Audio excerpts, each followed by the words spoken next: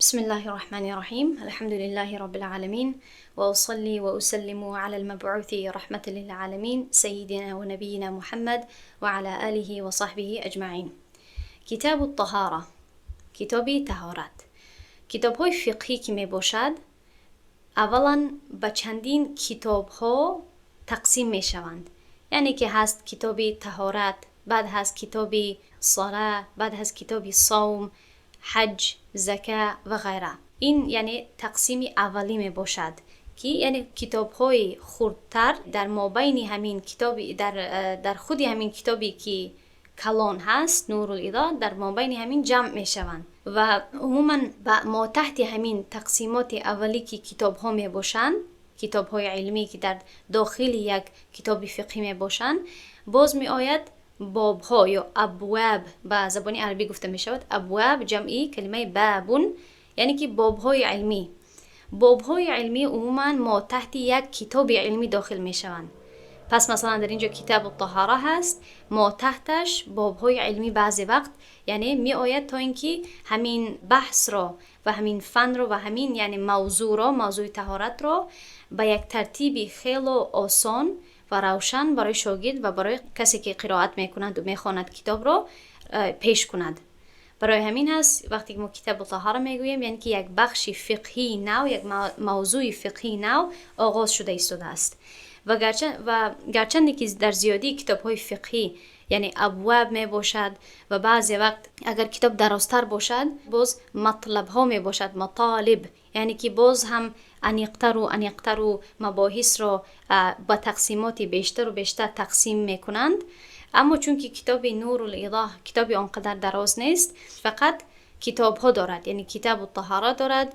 بعد میبینیم که دیگر کتاب ها می آید، یعنی 5 کتاب های فقهی را شامل دارد و ما تحت این کتاب ها آنقدر باب ها آنقدر زیاد نیست و محقق همین کتاب، یعنی کسی که همین کتاب را برای همین کتاب تحقیقات پیش برده است، برای بیشتر تنظیم دادن این خیل عنوان ها را گذاشته است.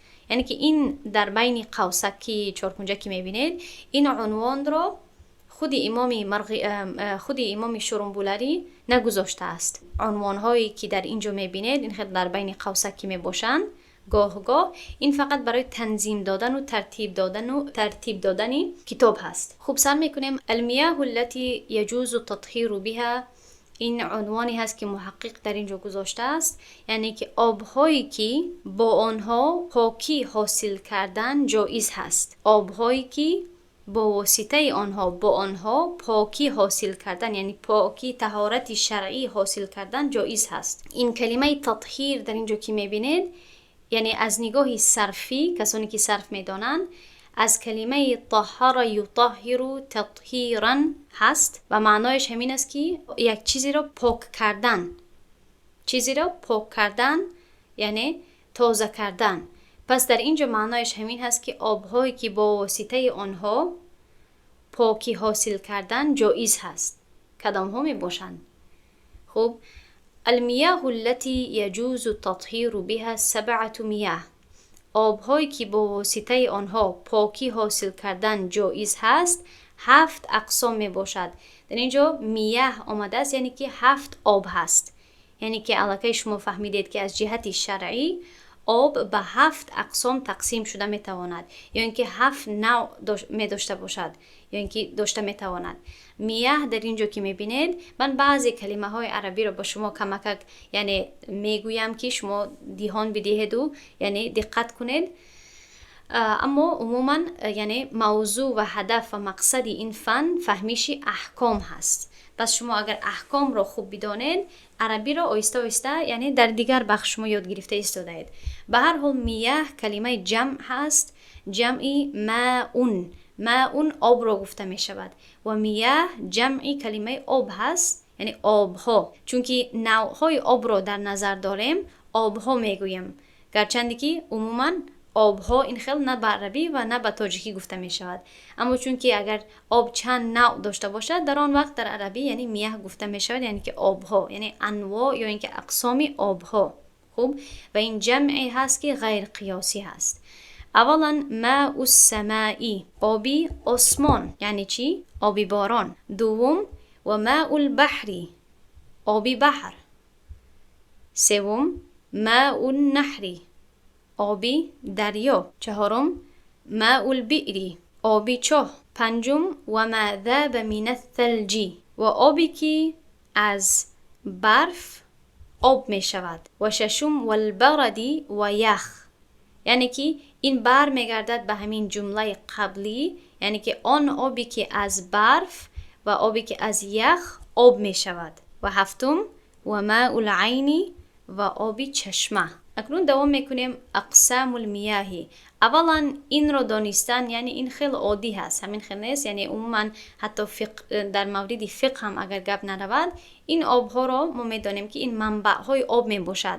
بعضی وقت آب از بحر می باشد و بعضی وقت از نهر، بعضی وقت از برف و بعضی وقت از باران و چاه و چشمه. این عادی هست، این منبع های آب می باشد. اما اصل گپ در یعنی این قسمتی بعدی می باشد. ثم المیاه على 5 اقسام، یعنی که این 7 منبع ها را اگر اونقدر حفظ نکنید، همین خیلی بدانید که آب از کجا می آید و آبی مطلق و آبی عادی کدام ها هست، کافی هست.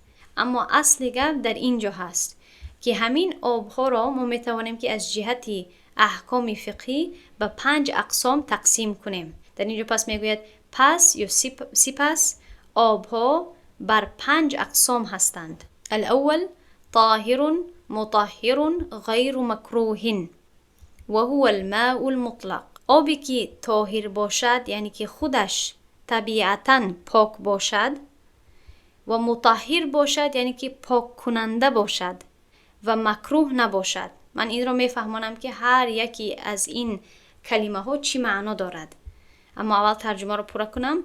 و آن آبی مطلق هست، یعنی که اولا درباره آبی مطلق گپ می رود. و آبی مطلق چیست؟ از نگاه فقهی آبی عادی، آبی که یعنی از جهت صفتهایش نه طعم داشته باشد، نه بو داشته باشد و نه یعنی رنگ داشته باشد. و از جهت الله می آید انشاءالله، اما از جهت یعنی سیلانش و نرم بودنش، جرایانناکیش، همه این صفت ها برقرار باشد. چی طوری که حالا انشاءالله مؤلف میگوید که آبی مطلق انیقتر چیست، اما همون آبی که پاک و صاف هست.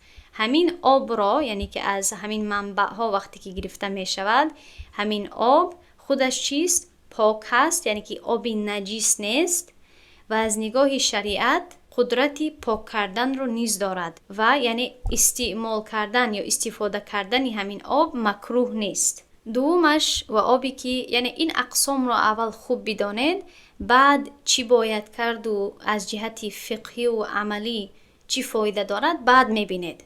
خوب، دوم قسم طاهر مطهر مکروه، آن آب را گفته می شود که خودش پاک هست، پاک کننده هست ولی مکروه هست، یعنی که گرچندی که پاک کننده هست استفاده کردن این آب مکروه می باشد.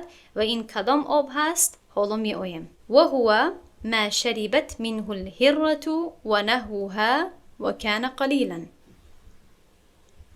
و آن آب هست یعنی که این آبی که پاک هست یعنی و پاک کننده هست اما استفاده کردنش مکروه هست، یعنی که وقتی که دیگر آب موجود باشد، یعنی که این رو من اگر انیقتر بگویم، وقتی که دیگر آب موجود باشد این آب رو استفاده کردن مکروه می شود. حتی محققی همین کتاب در اینجا نوشته است که و هذا اذا وجد غیره من الماء المطلق اما اذا لم یوجد غیره فلا یکره، یعنی که این رو از امام طحطاوی پیش کرده است که امام طحطاوی یک شرح رو تصنیف کرده است بر مراقی الفلاح، که اگر در یادتان باشد مراقی الفلاح شرحی نور الایضاح می باشد، یعنی که امام طحطاوی شارح کننده هست. خوب، یعنی بیشتر فواید داده است. و این یعنی که این آب کدام هست؟ آبی که از آن آب گربه یعنی که پیشک نوشیده باشد و دیگر حیواناتی که به همان مانند هست اینجا هست. اما مثلا مار باشد، وقتی که پیشک و مار و مثلا موش، پرنده هایی که شکار میکنند، وقتی که این خیل حیوانات از این آب وقتی که می نوشند، این آب گرچنده که پاک هست و پاک کننده هست، اما وقتی که دیگر آب موجود باشد این آبها رو استفاده کردن مکروه هست. و اگر به یاد داشته باشید برای چی یک چیز را ما مکروه میگوییم؟ وقتی که از جهت دلیل شرعی دلیلی باشد که به نهی اشاره کند، اما دلیل خودش از جهت قوت داشتن قوتی متوسط هست و قوتی مستحکم نیست، یا اینکه قوتی پایانتر دارد دلیل. وقتی که یک دلیل شرعی وجود داشته باشد که آنقدر قوت نداشته باشد، فقط میتواند که از جهت نهی کراهت را ثابت کند. اما این گپ های اصولی هست، فهمیدید؟ که انشاءالله نیت داریم که در سال دوم شما رو اصول الحدیث و بخشش اصول الفقه درس بدهیم. خوب، در آن جای به شما میفهمید که برای چی یک حکم را مکروه و حرام و دیگر چیز گفته می شود و از کجا احکام شرعی استخراج می شوند، از کجا گرفته می شوند. اما مقصد این کتاب را فراموش نکنید که مقصد شما همین است که شما باید احکام را بیاموزید، بدانید که حکم در این مورد چیست. بعد داخل می شوید بر پشتی همین احکام که از کجا می آید و برای چی می آید. پس آبی که پیشک و همین حیوانات از آن می نوشند یا نوشیده باشند آبی مکروه حساب می شود. و مکروه هم دو درجه دارد در مذهب حنفی، یعنی مکروه تنزیهی، مکروه یعنی ناپسند شده که خفیفتر باشد، یعنی که سبکتر باشد، و مکروه تحریمی یعنی که قریب به حرام، یعنی مکروه شدید. و سوم قسمت طاهر غیر مطهرین هست، آبی که پاک هست اما پاک کننده نیست. یعنی که تا اینجا قسم اول و دوم چی بود؟ آبی که پاک هست و پاک کننده هست، اما اولش یعنی برای استفاده کردن مکروه نیست، ولی دومش مکروه هست برای استفاده کردن. خوب، وقتی که دیگر آب موجود باشد. اما اگر مثلا یعنی یک مثال عادی رو من برای شما بدهم، مثلا در یک ستیل شما کمک آب تیار میکنید، در بیرون میگذارید و یعنی به یک کارتون میروید و نیت دارید که همون آب رو برای طهارت استفاده کنید. خوب، و یک پیشکی می آید از همین آب می نوشد، یا دیگر حیواناتی که من با شما گفتم. در این جهت حکم چی می شود؟ آیا این آب رو برای طهارت گرفتن آیا استفاده کرده می شود؟ آیا آب رو نوشیده می شود؟ آیا برای پخت و پز استفاده کرده می شود؟ از این جهت هست که این نام ها رو به این آب گذاشته می شود. طاهر معنایش همین هست که خود انسان این آب رو برای خوردن و نوشیدن استفاده کرده می تواند. چه آبی مطلق باشد، چه آبی یعنی این درجه دوم باشد. می تواند انسان یعنی طعامش بگذارد، خودش بنوشد، یعنی تا جایی که بخواهد، این اختیارش. اما از نگاه شرعی یعنی شرط نیست که بنوشی، اما از نگاه شرعی این جایز هست، چون که یعنی آب و طعامی که ما تناول میکنیم و میخوریم باید پاک باشد. مطهر یک گپ دیگر هست. مطهر که معنایش همین است که آیا از جهت شریعت آیا پاک کننده میتواند باشد، آیا یک یعنی سببی یا اینکه یک اسبابی حاصل کردن طهارت میتواند باشد.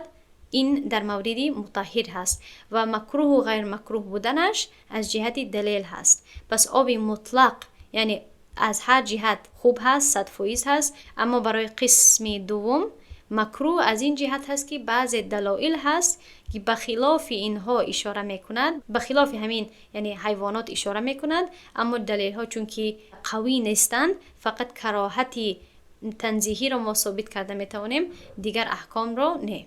خوب، و بعداً هست طاهر غیر مطهر، آبی که پاک باشد اما پاک کننده نباشد، یعنی که آدم نوشیده میتواند، خودش تناول کرده میتواند، اما این و اگر این آب یک حکم دیگر که اگر مثلا دست در آب بخورد یا اینکه این آب به مثلا لباست اگر رسد، طاهر معنایش همین هست که باقی ندارد، لباست را یا اینکه قالینت را یا اینکه دستت را نجس نمی سازد. این یک فایده دیگر هست به همین کلمه طاهرون. چه آبی مطلق باشد، خیلی آبی مطلق میدانیم که همین آبی عادی پاک را گفته می شود، اما آبی که از آن پیشک یعنی نوشیده باشد و موش نوشیده باشد یعنی نجس نیست از جهتی اگر در لباست یعنی رسد یا اینکه به دستت رسد یا اینکه مثلا خودت اگر بنوشی، یعنی این باقی ندارد. خب به این بخش یعنی ما می آیم، اما از جهتی طاهر از جهت همین طاهر که نوشته شده است، من همین رو برای شما میفهمانم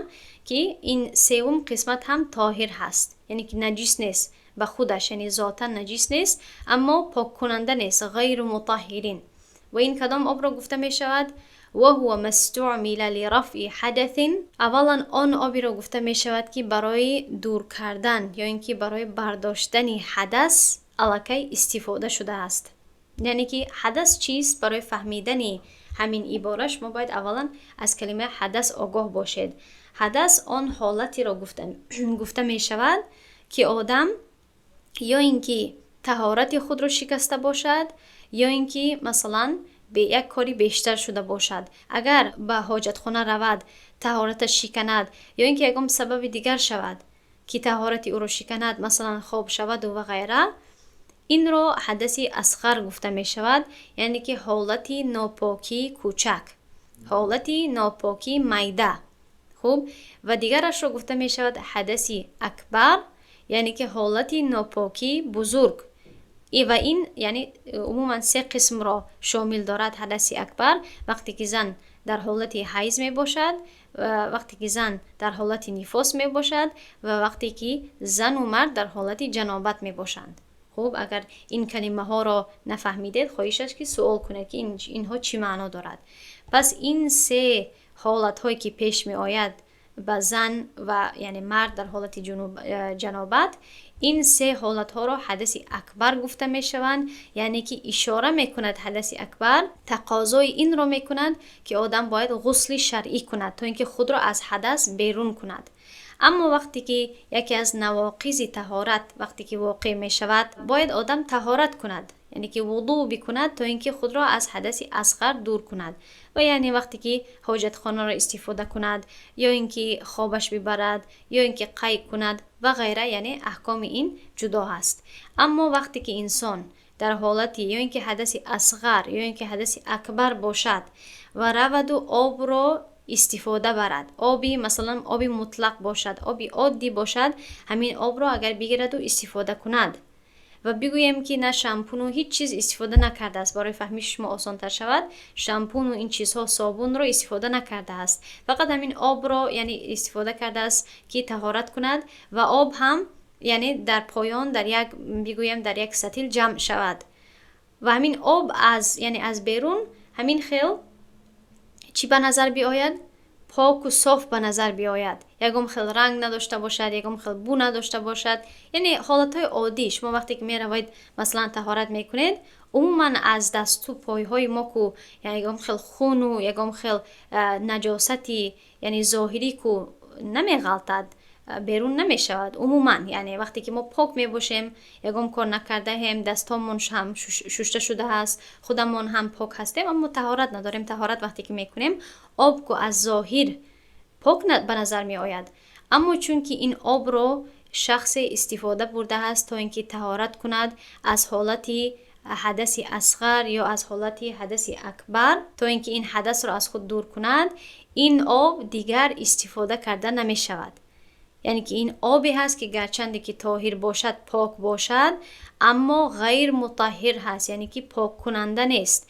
پس من اگر یعنی عضوهای بدنم پاک باشد، من طهارت کنم و همه آبهای طهارتی من در یک سطل جمع شود، من نمیتوانم که این آب را مثلا به خواهرم بدهم که خواهرم این آبی یعنی که از بدن من که جاری شده است، روان شده است، این آب را به خواهرم بدهم که خواهرم طهارت کند، چون که این آب را آبی مستعمل گفته می شود، یعنی آبی که استفاده شده است. به این هم می آیم. خب و این آب غیر مطهر هست، یعنی که پاک کننده نیست. او لقربت کالوضوء علی الوضوء بنیته. این تعلیقات هست، حاشیه هست، چون که میدانید این خودی کتاب نیست، برای همین همش رو نمیخونم و پیش نمیکنم. او لقربت کالوضوء علی الوضوء بنیته، یا اینکه آب برای قربت استفاده شود، برای نزدیک شدن به الله استفاده شود، به مانندی طهارت کردن بالای طهارت با نیتش. اینش چی معنا دارد؟ یعنی چیزی که یعنی من ترجمه کردم خیلی آسان هست. یک شخص طهارت الکی دارد، عضوهای بدنش هم یکم خیلی نجاست ندارد، رود و دوباره طهارت کند و همین خیل آب در یک ستیل جمع شود، گرچند که این انسان یعنی چی است؟ پاک هست و حتی در حالت حدث هم نیست، طهارت دارد. گرچند که آبش جمع می شود در ستیل، این آب را هم استفاده کردن جایز نیست. برای چی؟ با یک شرطی که این آب با نیتی طهارت کردن، یعنی با نیتی دوباره طهارت کردن اگر استفاده کرده شود. فهمیدید؟ این شرط باید باشد تا اینکه این آب را غیر مطهر قرار بدهد. اما اگر کسی این آب را برای دوباره طهارت کردن اگر استفاده نکند و نیت این را نداشته باشد، این باقی ندارد، این آب مستعمل حساب نمی شود، چون که انسان الکی در حالت پاکی هست، در حالت حدث نیست که از جهت فقهی آب مستعمل شود. پس قربه همین معنی را دارد که کسی که برای آن که به الله نزدیک شود، یعنی که از جهت یک عبادت، چون که طهارت کی می باشد، همین خودی طهارت یعنی عبادتی خود ذاتاً عبادت نیست، یعنی که به عبادت می برد، وسیله هست که به عبادتی اصلی می برد و از سبب وسیله بودن عبادت می شود. فهمیدید؟ یعنی عبادت اصلی خوب نماز خواندن هست، یا اینکه مثلا دیگر عبادت هایی که با طهارت، یعنی طهارت را تقاضا دارند و به طهارت نیازمند هستند. برای آن که این عبادت های اصلی را انجام بدهد انسان باید طهارت کند. پس طهارت هم یعنی یک منبع ثواب می شود. پس کسی که طهارت داشته باشد اما باز هم بخواهد یک بار دیگر بالای طهارتش طهارت کند و نیتی همین را داشته باشد، این آب هم آبی، یعنی این آب غیر مطهر می شود، برای استفاده کردن جایز نیست. خب یعنی در اینجا یک سوال دیگر خلق می شود که آیا این اسراف نیست که این الکی من طهارت دارم بالای طهارتم طهارت کنم؟ یعنی کسی نگفته است که این ضروری هست، اما سوال در همینجا خلق می شود که آیا این اسراف نیست؟ در اینجا محقق همین کتاب یک نقطه رو بیان کرده است که این رو هم از امام طحطاوی گرفته است که وقتی که انسان طهارت میکند، این در اینجا نوشته است فی مجلس آخر فإن كان في مجلس واحد كره الوضوء تحریما للإسراف ويكون الثاني غیر مستعمل مراقی و طحطاوی. خب یعنی که این در مراقی الفلاح هم ذکر شده است و در شرح طحطاوی هم ذکر شده است. خب کسانی که فهمیدن، اما ترجمه این فقهی این برای ما مهم هست. پس محقق کتاب میگوید که اگر شخص طهارت داشته باشد، طهارت رو کرده باشد و رفته نماز خود را بخواند و به دیگر کارها یعنی مشغول شود و دوباره بیاید، یعنی که طهارت وقتی که یکم بار کرد این رو یکم مجلس گفته می شود، وقتی یکم، و دوباره وقفه می شود، فاصله می شود و دوباره برمیگردد تا اینکه طهارتی دوباره رو کند برای نزدیک شدن به الله، برای همچون یعنی چی میکند؟ آرزوی ثواب رو دارد. این میشد مجلس دوم یا وقت دوم. اگر این خیل بین هر دویشان اگر فاصله باشد، این در این وقت اسراف نمی شود، در این وقت اصلا یعنی برای ثواب انشاءالله یعنی قبول می شود. اما اگر انسان در یک مجلس، یعنی که در یک وقت مثلا در بیرون مثلا اگر باشد طهارت خود را کرده ایستاده است، طهارت را تمام کند و باز دوباره سر کند و طهارت کند، این رو اسراف گفته می شود. در اینجا همین محقق از یعنی همین شارحین همین کتاب که فقیهان می باشند همین نقطه را واضح می سازد و یعنی این ظاهر است که این را از کجا گرفتند و چه خیل یعنی استخراج کردن. برای همه این یعنی تفصیلات هست، اما باز هم تکرار میکنم این درسی ما درسی احکام هست نه اینکه درسی دلایل. و برای شما یک حدیث را در اینجا پیش میکنم که خیلی یعنی خوب هست که ما هم بر همین بعضی وقت کوشش کنیم تا یک درجه عمل کنیم، چون که ما هم پیروان قرآن و حدیث هستیم، قرآن و سنت هستیم.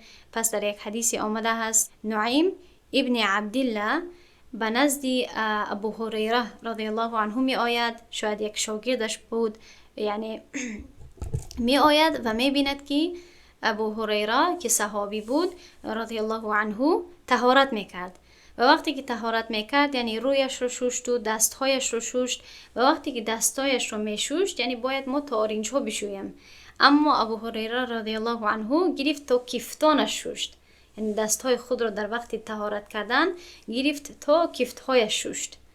خب و بعدا یعنی پایهایش رو شوشت و این خیل هم پایهایش را خیلی زیاد شوشت، بالا شوشت. و بعدا ابو هریره رضی الله عنه گفت سمعت رسول الله صلی الله علیه و سلم یقول. وقتی که میبیند که شاگردش این خیل میبیند که ابو هریره چی میکند، یعنی این گپی واضح هست، طهارت باید تا اینجا باشد و تا اینجا باشد، چرا این یعنی ابو هریره رضی الله عنه چرا اینقدر زیاد میشوید و اینقدر دراز کرد جای همین عضوی که باید بشوید؟ پس این تعجب را یا اینکه این شاید همین چهره و همین چهره همین شاگردش را یا همین نعیم ابن عبدالله را دیده با آن جواب داد، گفت که من شنیدم پیامبر صلی الله علیه و سلم را که گفته بود این امتی یأتون یوم القیامت غرا محجلین من اثر الوضوء فمن استطاع منكم ان یطیل غرته فلیفعل. یعنی همان امت من در روز قیامت با چهره های نورانی و دست و پای های روشن، یعنی از تأثیر وضو حاضر می شوند. پس هر کسی از شمایان که می تواند که نورانیتی چهره و عضوهای خود را زیاد کند، پس یعنی بگذار که این خیل بکند. پس از سبب و این حدیث را، این حدیث متفق علیه هست، یعنی که در صحیح بخاری و مسلم آمده است. یعنی که اولین نقطه که ما از این حدیث میگیریم این است که ما باید نمازهای خود را یعنی بخوانیم و طهارت خود را درست بکنیم. یعنی خودی همین فرائض طهارت که هست، 4 فرائض هست و دیگر سنت هایی که هست، اولا اینها را باید به درستی به جای بیاوریم و نمازهای خود را، اقلا همین نمازهای 5 وقتی که داریم، همین ها را با کمال و با خوبی و یعنی با پرگی ادا کنیم. و همین یعنی طهارتی که ما برای هر نماز میکنیم، همینش خودش چیست؟ یعنی سببی نورانیت میشود ان شاء الله در روز قیامت. الله سبحانه و تعالی ما و شما را از جمعیت همین ها بکند. اما از سببی که ابو هریره رضی الله عنه اینقدر یعنی همین نصیحتی پیامبر صلی الله علیه و سلم به عمل میکرد، یعنی عضوهایش رو خیلی یعنی بالا میشوشت. و من نمیگویم که شما هم این خیل کنید، یعنی این سنت این نمیشود که عضوها رو خیلی زیاد شوشته شود، اما من همین خیل برای شما این حدیث رو پیش کردم که این حدیث رو ببینید که چقدر یعنی این به فضیلت طهارت کردن اشاره میکند. خب و برای همین هست که این خیلی یک چیزی به نام طهارت بالای طهارت هست که بعضی وقت از سبب همین خیل فضیلت طهارت آدم میخواهد که شخص یعنی آرزو داره که دوباره طهارت کند تا اینکه هم ثواب بگیرد و هم این در روز قیامت سبب روشنایی چهره و عضوهایش شود. خب و اخیران قسمت، همین اخیران رو میگویم بعد در همینجا بس. خیلی کوشش میکنم که زیادی بعد فقه رو درس ندهم چون که بعد نمیگیرید، اگر نه من خیلی زیاد امروز درس دادنی بودم. خب و اخیران جمله همین است که و یصیر الماء مستعملا بمجرد انفصاله عن الجسد. در اینجا یک سوال هست، سوالی مقدر، همین است که همین آب کی استفاده شده حساب می شود؟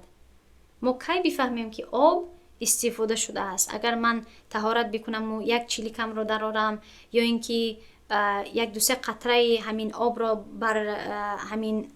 بر جلدم، بر همین پوستم اگر بگذارم و یا اینکه 1 قطره رو بگذارم، این همین وقت استعمال شده، استفاده شده حساب می شود یا کی؟ همین سوال چون که در اینجا خلق می شود، برای جواب دادن همین سوال مؤلف می گوید که آب استفاده شده آن وقت می شود وقتی که از جسم، یعنی از جسد، یعنی که از جسم، از پوست جدا می شود، جاری می شود. خب بمجرد فقط به انفصاله، جدا شدنش، ریختنش از جسم، از پوست.